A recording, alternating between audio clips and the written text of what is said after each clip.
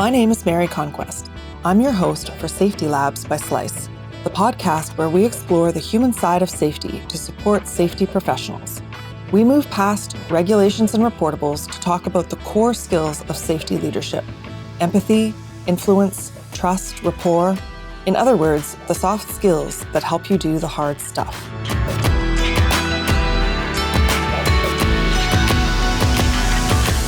Hi there, welcome to Safety Labs by Slice. What do PR disasters, the Deepwater Horizon accident, and an overcooked Thanksgiving dinner all have in common? At first blush, not much, but they're all the result of systems failures, which at their core are surprisingly similar. Safety professionals design, evaluate, and improve systems every day. The vast majority of the time, these systems do their job of preventing injuries or worse, but as we all know, sometimes the system fails. Our guest has read research from decades of study and analysis of system failure. Chris Clearfield joins us today to help answer the question, what causes system failure and how can we prevent it? Chris helps leaders guide transformational change. He works with engineers, software developers, attorneys, and C-suite executives. As a coach and consultant, he supports leaders in attending to the social and technical aspects of their work to solve their unique and complex challenges in creative and collaborative ways. Clearfield is the co-author of Meltdown: What Plane Crashes, Oil Spills, and Dumb Business Decisions Can Teach Us About How to Succeed at Work and at Home, which was named a Best Book of 2018 by the Financial Times and won the National Business Book Award. He works on risk, strategy, and innovation with leaders at some of the world's most interesting companies, from major oil producers and professional service firms to tech companies like Etsy, Netflix, and Microsoft. He's a graduate of Harvard University, where he studied physics and biochemistry. While training as a pilot, Clearfield began to research why some pilots successfully manage emergencies while others crash despite their best efforts. And when the Deepwater Horizon oil rig exploded in 2010 and the accident investigation revealed the same interaction between systems and teams, Chris found his purpose: teaching leaders how to build organizations that thrive in complex and uncertain environments. As part of that work, Chris is the co-author of the book Meltdown, and he joins us today from Seattle. Welcome. Thanks, Mary. I'm super excited to chat with you today. So today we're going to focus on safety-related systems, but the book isn't exclusively about safety systems. So I just wanted to give our audience an idea of how broadly these principles can be applied. So you name all of these four seemingly unrelated things as systems: preparing Thanksgiving dinner, the expansion of Target into the Canadian market, running a nuclear energy facility, and summiting Mount Everest. So before we get into system failure, in what way do you consider those examples as systems? In other words, what is your working definition of a system? That's a great question. I think my working definition of a system is something where you've got this combination of people, process, and technology that need to come together in a way to make things work. And in an organization, we have lots of different levels of systems that are always operating, right? We have system could be a small team, a system could be the whole organization, it could be a department. And as you kind of focus on these different, could be a plant, as you focus on these different levels of system, you see these commonalities that come from the fact that A, it's people involved in all of them, and B, there's always this element of technology. There's always this element of tools that you need to actually get things done. And so you've got everything from the human level and what are their skills, what's kind of affecting them, intrapersonally inside them, all the way up to all these technologies that need to work together to make something successful. So I know that's a pretty broad definition of system, but I think it just kind of goes to that so much of our world really is driven by systems rather than these kind of isolated behaviors. That's sort of how I think about it. Mm-hmm. Yeah, I would agree. It's broad, but I mean, that's the way it is. The literature around system failure identifies a few key concepts that we need to understand in order to evaluate a system. So those are coupling, complexity, and the danger zone. You talk extensively about these.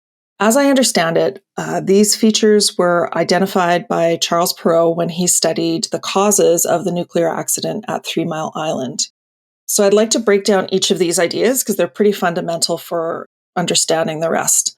What is coupling? And do you have examples of tightly or loosely coupled systems? Yeah, coupling is it's sort of how much slack there is in the system or how much of a buffer there is in the system. So a tightly coupled system is a system where one process kind of leads directly into the next and you don't have time or space or capacity to pause and intervene, as an example.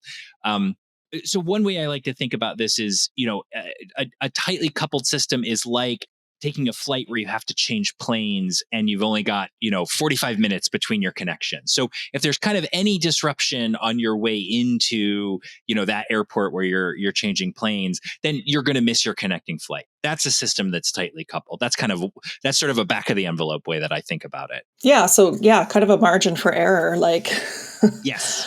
I didn't expect to trip and my luggage to go open and Yes.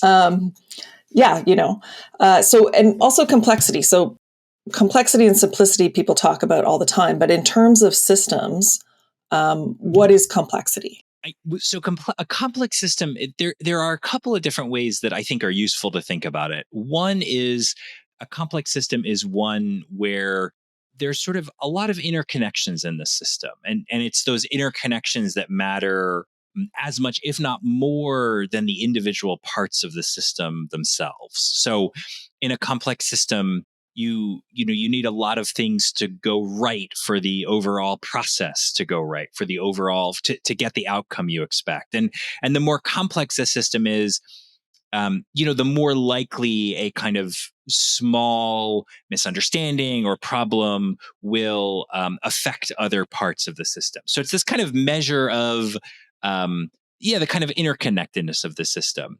But you can also think about it as sort of how easy it is to understand your system. You mentioned 3 Mile Island, and I'm sure we'll talk about different aspects of that. But one of the fascinating things about that accident was just how many interactions there were that were unexpected inside the plant. And so, in a nuclear power plant, for example, you can't send somebody into the core to see what's going on. You have to rely on these indirect measurements. And that's one of the things that showed up in Deepwater Horizon, for example, too, because it was such a deep well under in the Gulf of Mexico, you couldn't send somebody down to just sort of see what was going on. So you had to rely on these indirect indicators. So, back to our kind of, family vacation analogy, what would make the trip complex is if you had 3 or 4 layovers that you had to make. And so a complex and tightly coupled trip, which is the kind of combination of these two things,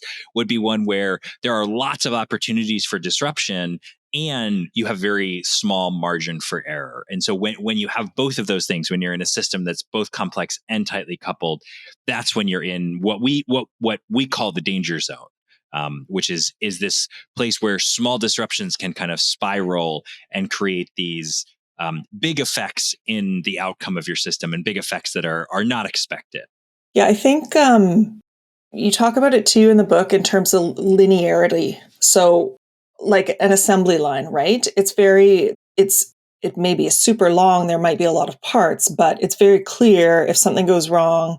Cause and effect is very clear, as opposed to this giant web of Yes. factors, right? And you were talking to me about the danger zone, and all Kenny Loggins jokes aside, how does that relate to wicked environments? Because you talk about that too in the book. Yeah. So a wicked environment is an environment where it's hard for us as humans to develop intuition around. It's environments where we might make decisions and we don't get a lot of feedback on our decision. So we kind of are relying on intuition and we tend to be a little overconfident. And you can kind of contrast that with what we call in the book a kind environment, which is one where you learn, like you learn a lot by doing, you get a lot of feedback. And so safety is kind of an interesting example of this, right? Because there's lots of times in a system when you're thinking about it from a safety perspective where you may not get a lot of data on how well your system is operating. I mean, even if you're measuring incidents, even if you're kind of measuring things like that, the connection between that and the potential for catastrophic failure in your system is pretty tenuous. And so one of the things that we thought a lot about in the book is, how can people learn to operate in these complex systems better? And a complex system is often a wicked environment, right? Things can look like they're going right for a long time until you have just the right alignment of factors that create these kind of massive disruptions or cause these massive disruptions. And so there's really this relatedness when you think about how easy it is to learn from your system. And in fact, I think that's one of the things that people can take a real active role in a complex system is really building building processes to really learn about how the system is actually operating rather than how you think it's operating. And that feedback in turn can help give you clues about, what might go wrong and how you learn from it and things like that. And that's true whether it's software or deepwater drilling, right? I mean, I think it's kind of the same set of principles, regardless of really what industry you're in. Yeah, there's in safety, a lot of guests have talked about, work as imagined as opposed to Yes. work as done, right? Yes. I'm sure you've heard that before. So, okay, so now that we understand sort of what to look out for, what is kind of dangerous, and maybe what not to do when you're designing a system, obviously, many of us, like safety managers, sometimes get to design the system from scratch, but many of us inherit or are sort of working within systems.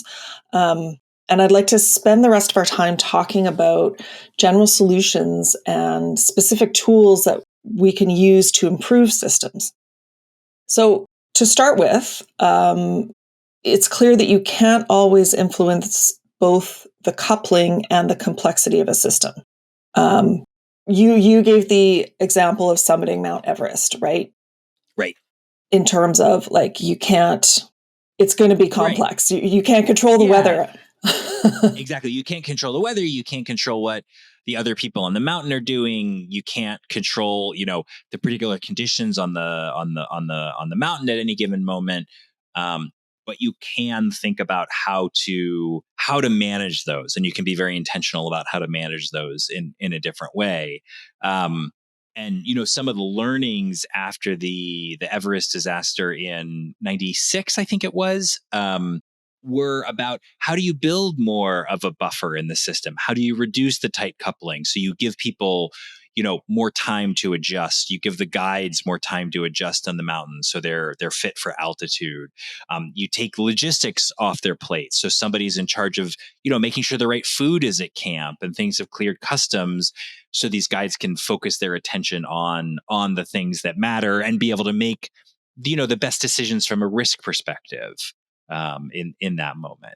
Yeah. Okay. So you'd say maybe that's a good general approach to a scenario is if you can't control one of them, the coupling or the complexity, see what you can do, see where you can find some space to change things. Yeah. Yeah, exactly. And I think, one of the things too is just to say, to recognize the awareness that your system is both complex and tightly coupled. If you have that awareness, it really can give you the opportunity to start to almost to treat the system in a different way, to treat it with a different kind of respect. Yeah, for sure. I think it gives you a new lens. Like certainly since I've been reading the book, I'm, reevaluating things like, okay, how does coupling fit into this? And it is a really helpful way to look at things. Yeah. Tell me how has it shown up? How has the concept shown up for you? Oh, well, workflows at work, honestly, like setting up workflow systems, right? Okay, first this has to happen and then that has to happen, but not until this has been completed can we do that, and then this person needs to, etc. Right? And right. in my case, it's communications, not safety, but it's the same idea, that the same thing for safety, right? Right. And so I'm thinking like, oh, if I built in a little bit more slack here, then there wouldn't be like a cascade failure in right? As they call it with computers. Yeah. No, exactly. And that's exactly it. And, right. So you can build in more slack, and, sometimes you can't make the system less complex, right? You often need a bunch of people to touch a process. You often, the process is often dictated by either the kind of demands of the organization or by the physics of the situation, right? I mean, I work with a lot of engineers, a lot of safety professionals, and sometimes the process is just the process. But what you can often do is try to, if you can't simplify it, try to inject some transparency into it. So you can at least, very clearly see, like, oh, we're at a part of the process where, somebody hasn't responded to the task that's been assigned to them or the comment that's been given to them. And like, if you can see that, then that gives you an opportunity to just be curious about what's happening and see if you can go and intervene. And, maybe they haven't seen it, or maybe they need some help because they're swamped with something else. And if you can inject a little bit of transparency, then you start to get a better feel overall for the system, for what might be going wrong or what might be helpful to kind of modify or adjust in real time. Yeah, and I like what you say about getting curious too, because that speaks to kind of setting down assumptions. Typically, I Yes. think humans will see, oh, this went wrong. Well, that's because blah blah blah. We just jump to, we know that this is the reason, right? And I think getting Right. curious is a fantastic way to just gently remind ourselves that there's any number of things could be going on here. Yes, totally. Um, I have a friend who he's written a really interesting book that's called Agile Conversations, which is all about kind of transforming the way you approach conversations. And they have a technique in there that they call coherence busting, which is like when you find yourself really making assumptions or like really having a strong story about what is going on. Oh, that person's not showing up at work because they're unreliable, or whatever it is. You try to come up with an explanation that fits the facts but is wild. Like, oh, that person's not showing up to work because they were abducted by aliens. And it's not that you actually need to believe that they were abducted by aliens, but just kind of it helps to kind of round out your view of things, and helps to expand your mental model, so you're not so focused on something that's very plausible but may or may not be true, at the Mhm. expense of other things that are also plausible, and one may be more true than the explanation you're coming up with. So you can start with kind of being a little bit silly and playful about it. Yeah, I mean that's it's a fun way to kind of push yourself out there a little bit, which I think we all need. We all fall into our ruts of assumptions and routines and habits. Um, what I'd like to do now is actually go through some of the tools and the techniques that you mentioned in the book, and sort of ask you, what are they? How can they be used? How do they fit in? And maybe particularly from a safety perspective. Great. That sounds great. So I'm quizzing you on your book. No, I'm kidding. Perot's Matrix to identify the most vulnerable parts of a system or a project. Can you sort of, it's a visual thing, but can you explain? Yeah, well, I mean, it's in some sense, it's sort of what we've been talking about. It's looking for parts of your system that are complex and tightly coupled, and looking for parts of your system that have a lot of interactions. Maybe there's some ambiguity, unclarity, and that you're not going to have the time to recover from something that goes wrong. So one of the things every leader I work with, regardless of what they do or what kind of organization they're in or what their profession is, if they're engineers or attorneys or safety professionals, everybody has a scarce amount of attention. Everybody has, a million things coming at them, and, not the bandwidth to process it. And so really recognizing that if part of your work is in this part of the danger zone where it's complex and tightly coupled, then that deserves some attention, and that deserves some willingness, again, to be curious about it, to really try to build some processes to learn about the system, and to learn, particularly when things don't go as expected, even if you don't get a negative outcome, to to focus on, well, okay, this was a near miss. What could have happened here, and what led up to this.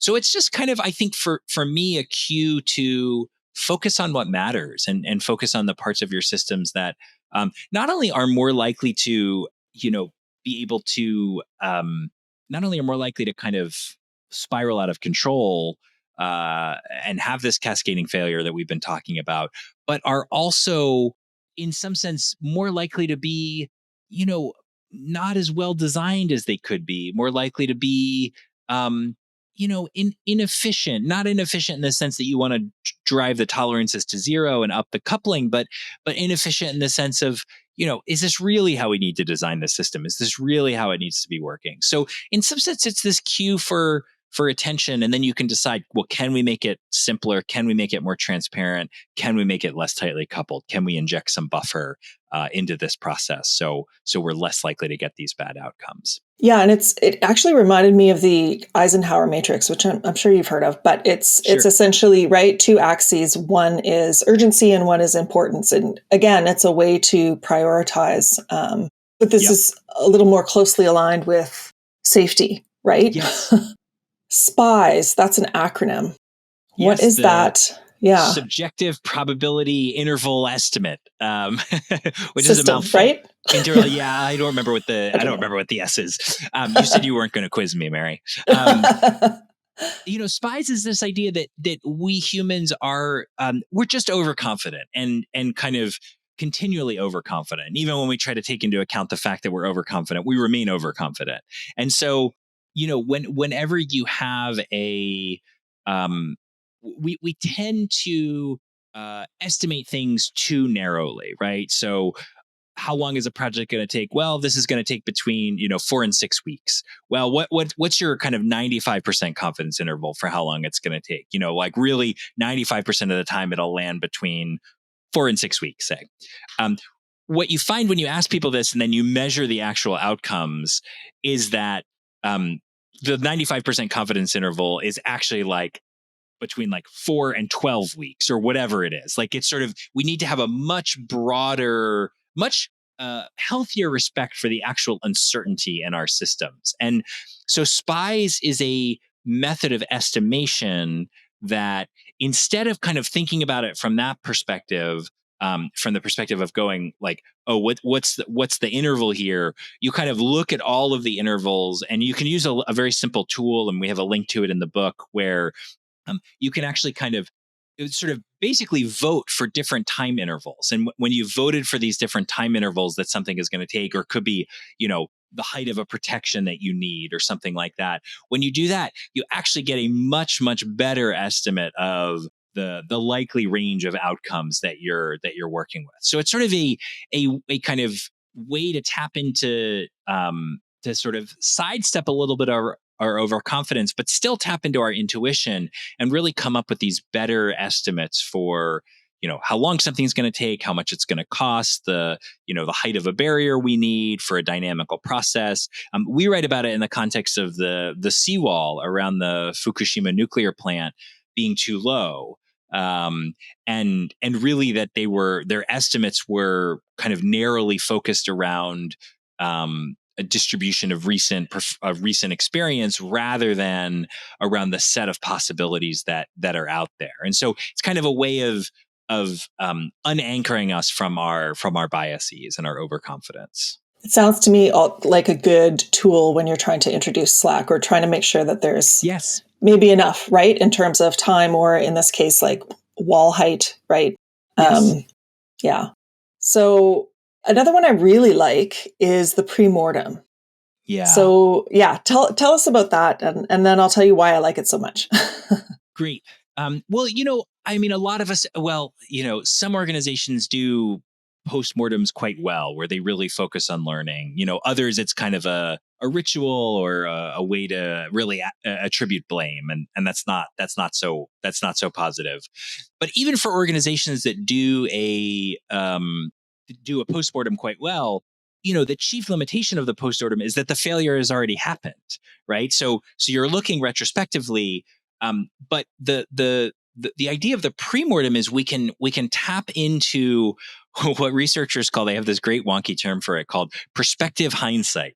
So we imagine that we are at the end of the event or the project, and we put ourselves in that space and we say, now let's imagine that things have gone terribly wrong, that it's been a disaster. What are the conditions that led to this project being a disaster, or this outcome, this negative outcome that we didn't want? And what that does is it really frees people up to share in different ways. It kind of changes the bias from oh, we want to be cheerleaders of this project and be and say how successful it's going to be, to now the contribution is, oh, how can we how can we contribute ways that the project might fail, not because we're fatalists, but just so we can learn from it and so we can think about it. I mean, this is something that can be common in a safety profession when you could add this in easily. For example, if somebody, when you're doing a job brief at the beginning of the day, right? You can ask, all right, let's imagine that things go really wrong here. What are the things that led to this negative outcome, sort of given that they've gone wrong.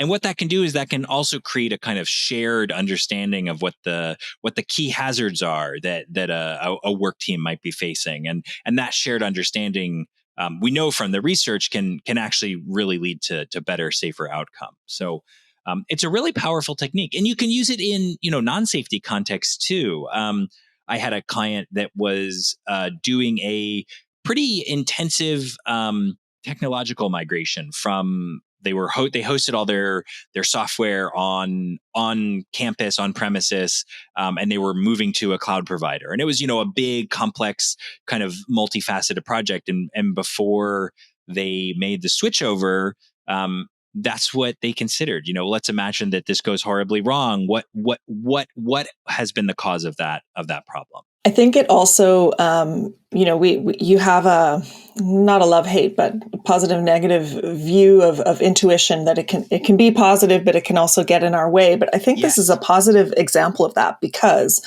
at the beginning of a project, if you say to everyone, okay, this has been a disaster, let's imagine, what went wrong? Everyone has a pretty good idea pretty quickly. Like, Totally. It comes into your head like that. Right away, oh, well, either it was late or whatever, it exploded, whatever the situation is. Yeah. So I think, and then you work backwards. And the other reason I like it is because you were talking about blame. I think it encourages people to speak up and to take control a little bit. I think that if you feel like, rather than, oh, I have to take responsibility for the thing that went wrong, you're saying, I can take control of the conditions so that it'll go right. Yes. In advance. And I think you're much more likely to speak up, which leads me to something else that you talked about a lot, which is encouraging people to speak up, including skeptics. Yes, especially skeptics. Yes. And there's just a huge and rich body of research around this. Amy Edmondson, psychological safety, pioneering work. Another colleague of hers, Jim Dieters, who also just really incredible stuff on what it means for people to voice things, and what has to be in kind of present in the environment, present in the culture, for people to be able to share things, particularly things that are taboo, or speak against the success of something. But I will say we have this framing in the book a little bit, but the more I've done work since Meltdown has come out, which was 4 years ago now, almost exactly, the more I've seen for myself, and as I work with leadership teams, a lot of what I'm doing is coaching the leaders to listen rather than coaching people to speak up, because there is an element of power in this, and you need to create a listen up culture rather than a speak up culture. And a listen up culture is when a manager, a leader, a leadership team really has the ability to hear critical input about what they're doing and what they're thinking, and respond to that instead of shutting it down. And I think that's a really important aspect of this, that I think if I were writing the book again today, I think we would emphasize that more. Okay. Well, that's good to hear. And I think that this is related to, you talk about diversity and building diverse teams. And what was interesting to me was that you said that typically efforts to create diversity have actually failed and resulted in less diversity. So first of all, talk about, I guess, why is it important?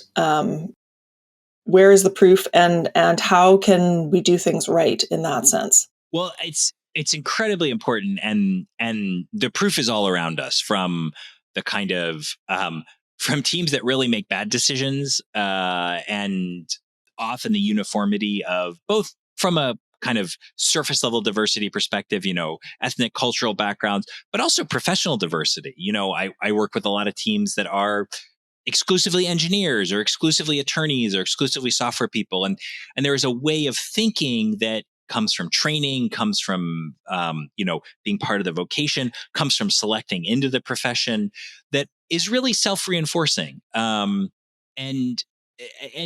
I think to really make big shifts, to really make big important shifts, one of the things that you need is the ability to inject. It's not about creativity, but really the ability to inject kind of fundamentally new ways of thinking. A team will be approaching a question as like, should we do A or B? And it's very easy to get locked into a discussion of, well, here are the benefits of A, and here's why I don't like B, here's why I like B, here's why I don't like A. But if you have the right mix of people in the room and you have the right creativity and you have the right willingness to struggle, then you can get to a C, right? You can get to something that is a both and, that brings in both sides of that. And what we know about, what the research shows very clearly about diverse teams, is that they uncover more information about the problem. They consider more possibilities. They consider those possibilities in different and creative ways. And part of why they do that is because they are less comfortable with each other. There is more friction. And what I think, the lesson is that we need to build as leaders, as leadership teams. We both need to incorporate diverse talent from lots of different dimensions in our teams and our work, but also we need to really raise our tolerance for dissent and discomfort and really encourage that and build that into our process rather than trying to move past that to get to a kind of clean, clear outcome, which I think is an easy thing to try to do, particularly as you and I were talking about a moment ago, when everybody is, being pulled in a million different directions at once and they have really scarce bandwidth and all of this stuff. So, so it's so many different levels, not to mention the level of, morally it's the right thing to do, right? It's morally the right thing to be inclusive, but it's got this just incredible, this incredibly positive business case behind it. Yeah, exactly. It's not just the right thing to do. If that's not enough for you, it's actually also the successful thing to do. Right. Exactly. I like that you mention diversity in terms of career as well, because I think that expertise can be a bit of a damper on curiosity, or totally. On bringing things up, right? Like someone can say, I have a question, but I'm a senior manager of yada yada. I'm supposed to know this already. Right. Whereas if you don't have the expertise, you can be the curious outsider. You can totally. Make explicit what people are kind of all secretly assuming that everyone has a shared understanding, and maybe they don't. Yes, exactly. And I think you get the kind of, nobody wants to be the one to look foolish, right? And I think there's really, I was doing work a couple of years ago with a client team, big oil and gas company. They were working on safety and reliability. And I realized after working with them for a couple of weeks, I realized that I was feeling this pressure to really show up and have an answer for them. And I was like, that's very interesting because I don't know the answer. I don't know how to do this incredibly complex piece of work that they are thinking about doing. But noticing that I had that feeling, I went into our next work session together and I said, hey, I'm feeling this. And I just want to say, like, I don't know the answer. And even if I did know the answer, you guys wouldn't believe me because, you all have been doing this for decades. And here I am. And, I don't know. I'm not an expert in this industry. I bring these skills and this complexity, but it also makes me wonder, do you all feel a pressure to know the answer? Because I think a lot of us do, a lot of particularly expertise, a lot of us experts, we really feel the pressure to know the answer. And, the more complex the problem you're working on, the less there is an answer to even know, right? The more it's like you have to chart a process that's oriented around experimentation and, building coalitions of people who are willing to work with you on something. And formulating questions, right? And formulating better questions. Exactly. Yeah. Yeah. It was just, as you were saying that, I was thinking this is why consultants exist, right? If experts could solve, like in an organization, a business could solve something on their own, they wouldn't need a curious outsider to come in and ask the quote unquote dumb questions and sort of Right. reframe and get people to make explicit all their sort of assumptions, like, oh, well, now that it's all on paper, Right. solutions will present themselves. And I'll just share a little bit about my own journey in consulting, because at the beginning, because I think a lot of consultants really are expert consultants. They come in and they know a process. Here's how you can optimize the speed of your chocolate making process, right? Here's how you can do this. And there really, I mean, there is space for expertise, but what I realized as I have developed my work and deepened my practice is that I'm showing up very much in the latter, in the category you talked about. Like, I am a curious outsider. Is very clear. I'm never an expert in what my clients are experts in. But what I do bring is the perspective about complexity and the ability to ask questions, and a lot of tools to help the leaders I work with shift from their own expert stance and themselves become more curious, become more open, become more willing to be vulnerable and saying you don't know the answer is really scary in a lot of organizations. And for a lot of us as leaders who have been kind of, promoted over time for knowing the answer, for solving the problem. And then at some point you get to a problem that it's not solvable in the same way.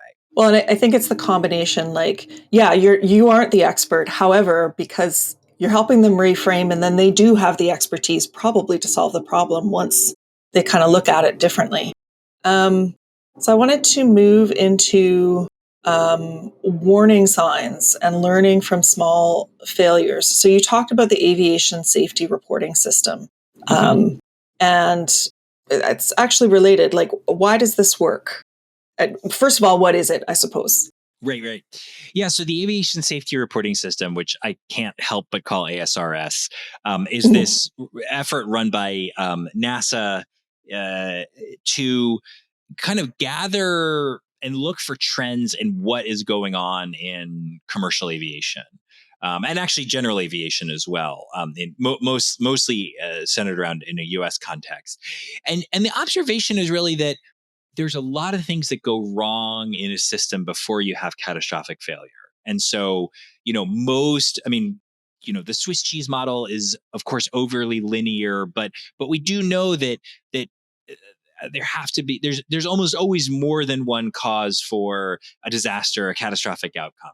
And the idea with a system like ASRS is to, and even more than that, the kind of the way that the airlines run their safety management systems and the way that they do safety, their kind of safety auditing. The idea is that safety is really this collaborative endeavor, and you have the people who are on the front lines of the operations, and you need to hear their voice. You need to hear what's going on, and you need to take that information in and make changes, fix problems. If there is a confusing node on a chart, you need to fix that. If there are trends of people, kind of having deviations in certain ways, you need to understand that and make the community aware of that.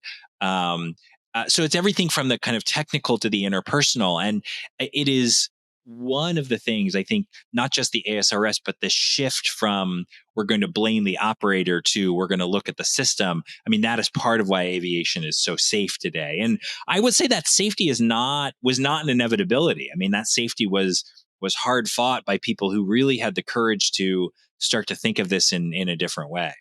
Yeah, it's consistently brought up. I mean, it maybe because it's so dangerous, potentially, right? It's consistently brought up as an example of an extremely safe industry, Right. because they've taken it very seriously. They've learned from failures, and Right. and this is the reporting system is an excellent way of sharing data. If one airline is finding something, well, it's really nice if the other airline also discovers that may be an issue before something happens, right? Right. And it's like a lot of this learning is rooted in tragedy. I mean, there's a very specific accident where a plane crashed into a mountain just northwest of Washington, D.C. There was some confusion on the approach plate, and another air crew from a different airline had the same problem happen just a couple of weeks before.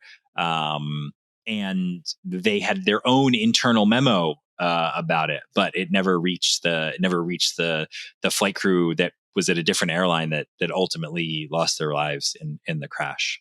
Yeah, that's I think safety managers are acutely aware of the potential. They get into the field because they care about people, and right. They're trying to prevent this kind of stuff. We don't have too much more time, but I wanted to ask. So a lot of this advice is information that we may have heard before in various forms, like, listen, encourage people to speak up, and various things. But why is it so hard for us to make these changes? Why do humans avoid taking the good advice that we maybe know already? It's a great question. And it's actually really, since the book has come out, which, as I said, was 4 years ago, it's the direction that my work has really gone in. I mean, what I do now is I work with leadership teams who are really trying to create fundamental change in the way that they work. And part of what I learned is that, something like, openly talk about your mistakes, right? I mean, that's something you and I have been talking about. Openly talk about the things that go wrong so you can learn from your system. For some organizations, that represents a huge cultural change. To shift from a culture of blame to a culture of learning. And so then the question becomes, well, how do you do that? And I think it's really hard, is the first thing to say. And I think leaders who are leading change are often in a position that feels very lonely. They see a new way to do things. They see a way of changing the way that they work. But they need to they need help to shift there, and they need some tools and some scaffolding, and they often need some support because of that loneliness, and because a lot of what they are doing is, again, dropping their tools of knowing the answer and moving towards this experiential, experimental, exploratory mindset. And so, change happens when people, I think, in short, when people see what's in it for them. When people understand how the change is going to affect them. And it doesn't mean every change has to be positive for everyone. But what it does mean is that you really need to be sensitive to the fact that when you're making people change, you're pushing them to a threat state. You're pushing them towards the unknown. And so they need to know what's wrong. What's the cost of the current system as it is now? Because for most people, what's working now kind of works, right? I mean, otherwise it wouldn't be what was working, right? I mean, all of what we do now is adaptive in some contexts. And often the system changes, it gets more complex. People need to think about more different things. But one of the things so one of the things I often will coach leaders and leadership teams on is you really have to start by, it may seem obvious, but you have to start by talking with people about the problem. And you have to kind of talk with them about the problem, share with them what you're seeing, and then get curious about what they're seeing. So, here's what we're seeing. Here's how this, rule, et cetera, whatever it is, this way of working, here's how it's affecting the company. How's it affecting you? How does this impact you? And once you can kind of, I sort of use the metaphor of like buckets. Once you can kind of fill up somebody's bucket so that they really understand the problem and they also feel like they had a voice in helping to define and identify it, then you can start to think about, how do you get started with a change? What direction do you want to go? How are you going to actually implement that? And it's the same thing there. You have to suggest to people, here's what I'm seeing, here's what I'm thinking, or here's what we as a leadership team are thinking. What do you all think? What are we missing? How would this affect you?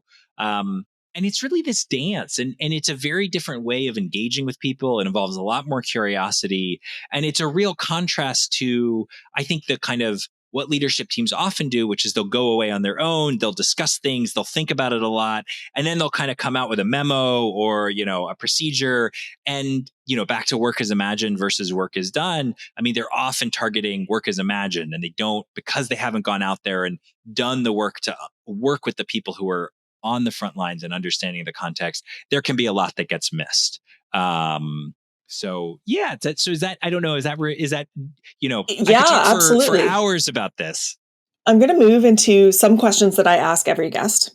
Okay. That are just not necessarily related to the topic, but just interesting. So this first one I'll call the University of Chris.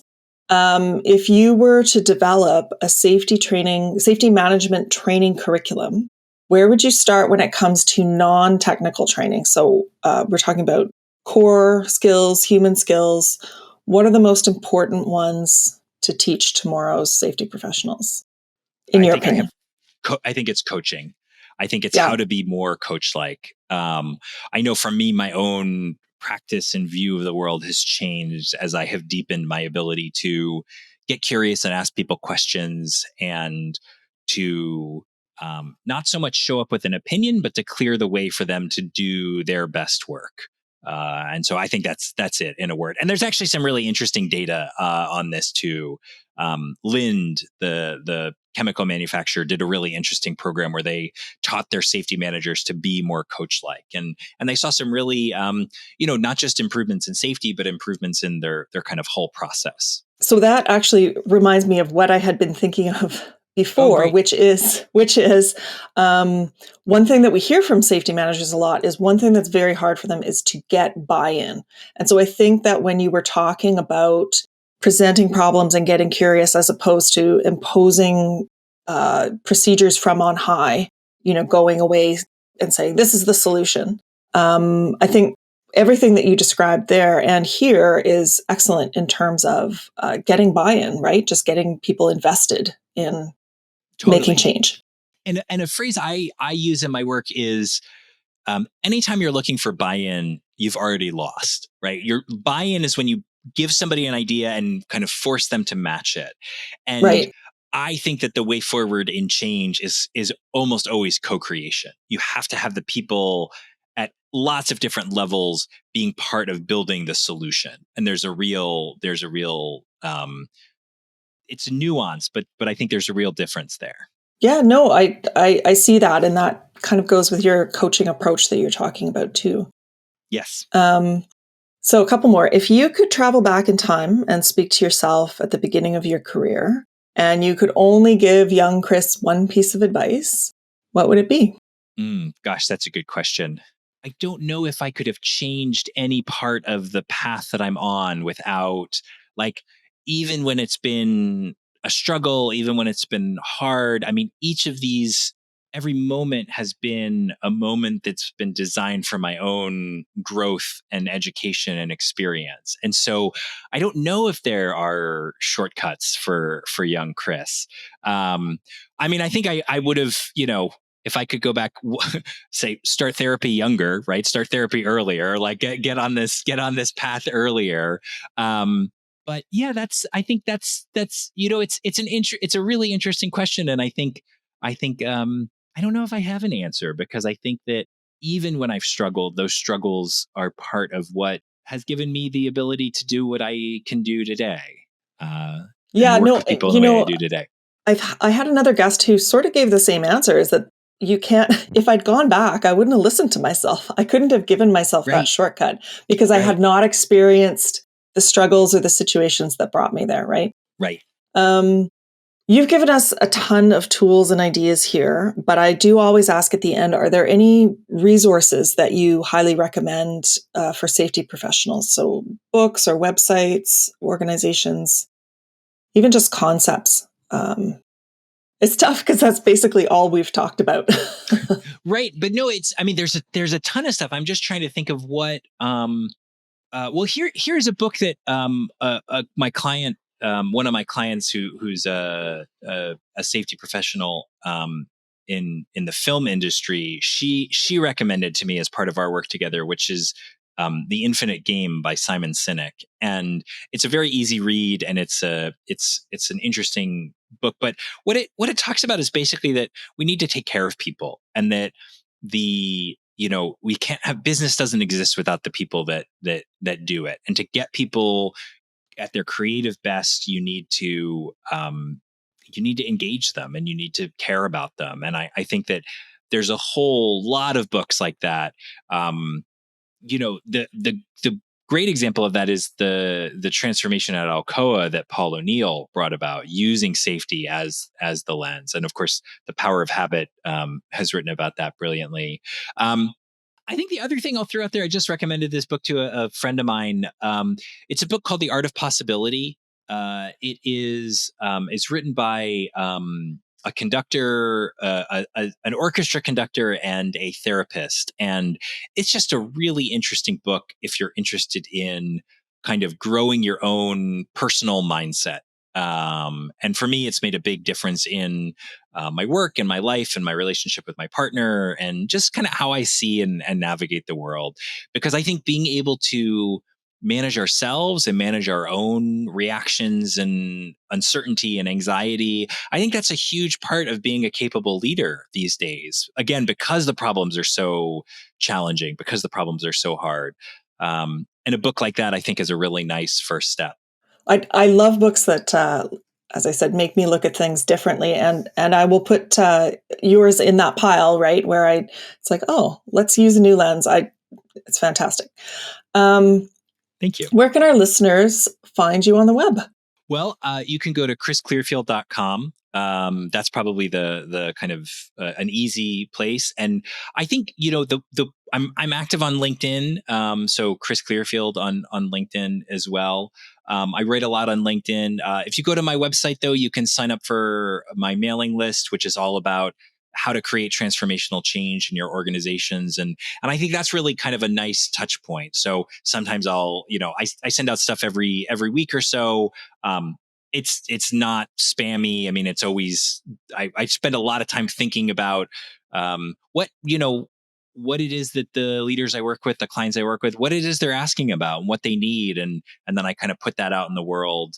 We have a discussion today on LinkedIn, something I posted about what it means to break the rules and when you can learn from breaking rules and what's that look like. But yeah, so chrisclearfield.com is probably the best place to go. You can get on the mailing list and get content like this. And then sometimes I send special offers. I have a class on leading change that I run. Sometimes I send out discounts for that, things like that. So that would be probably the best way. Awesome. That's great. Well, that is all the time we have for today, unfortunately. Thank you for joining us, Chris, and thanks to our listeners for tuning in. Mary, this was great. Thank you very much for the interview and for the really skilled way you guided us through all these different concepts. I appreciate it. Thank you.